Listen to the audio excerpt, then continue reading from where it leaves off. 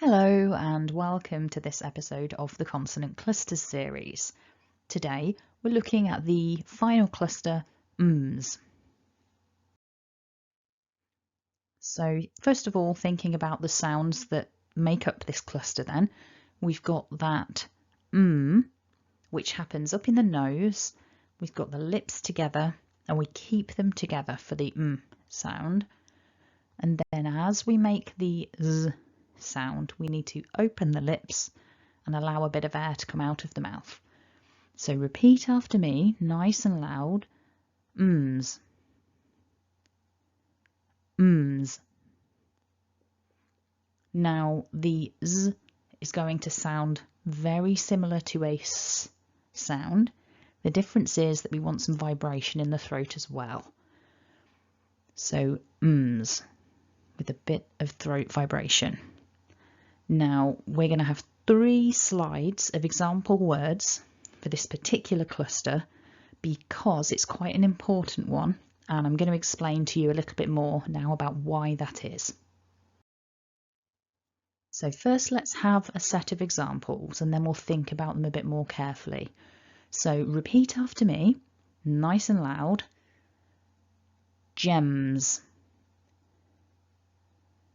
grams, exams, films, terms. Okay, so first of all, let's notice that all of these words are plural nouns. So gem, singular, gems, plural. Gram, singular, grams, plural. So this is a pattern that you can remember with your English pronunciation. If you've got a noun that ends with a m sound, then the plural version, it looks like an S, but it's actually subtly different. It's a Z sound when you make the plural. And the reason for that is that we've got this kind of vibration going on with the and so naturally your throat, your mouth wants that vibration to continue. It's just easier, and therefore that S is actually realised more like a Z sound. So that's our first observation, and that alone would be enough for this to be a really important cluster for you, because you're going to encounter plenty of nouns in English that end with a m. So being able to pronounce the plural quite well is really useful for you. I can tell you that I've had so many lessons with students where I've given people grammar feedback at the end of the lesson. I quite like to write down sentences that I hear people say and then give them the opportunity to correct their own grammar mistakes. And I've written plenty of sentences down for people in the past where they've said to me, oh no, I did say the plural, but it wasn't coming out in a way that was allowing me to hear it. So with this one, for example, if you're not having that vibration on the S, I'm more likely to hear a singular rather than a plural word. So this is a case where working on your pronunciation can actually feed in to you sounding more accurate with your grammar. So it's definitely worth thinking about. So thinking about some other example words then, again focusing on that ms, repeat after me, nice and loud. Dreams, gleams, idioms, claims, screams.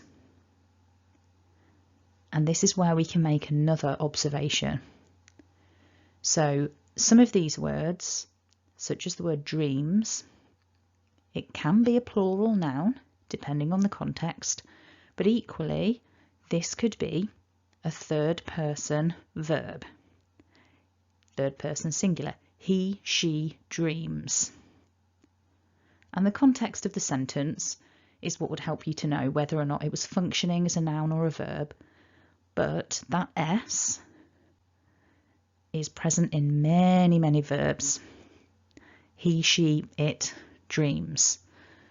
So it's exactly the same pattern that we mentioned about the nouns. If the noun ends in a then we say the S as a Z. It's the same with those third person singular verbs. She dreams with a Z, not a S. So this is another great pattern that you can remember.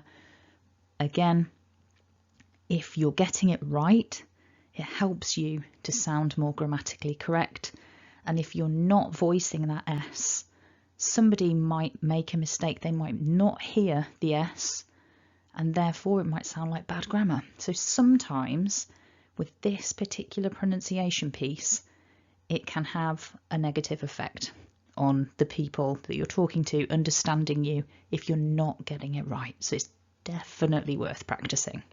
So for that reason, we're going to have one more set of words. So as before, repeat after me nice and loud. Victims, reforms, bathrooms, showrooms, ballrooms. Fantastic. So we've got lots of plural nouns there. So as I said earlier, this ms can be the end of a plural noun or a third person singular verb.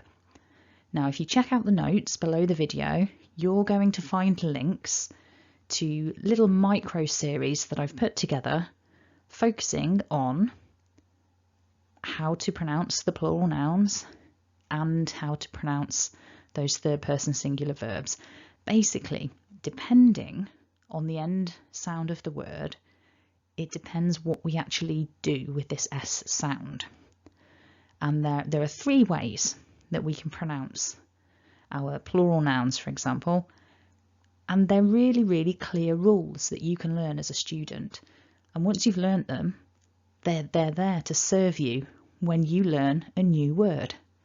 You learn a new noun, you see that end letter, whatever it might be, and then that helps you to know how you should say the S. So learning those rules is a really good trick for you as a student. So check out the notes below and you'll find links to those videos to help you out. So if you found that useful, go ahead and hit like.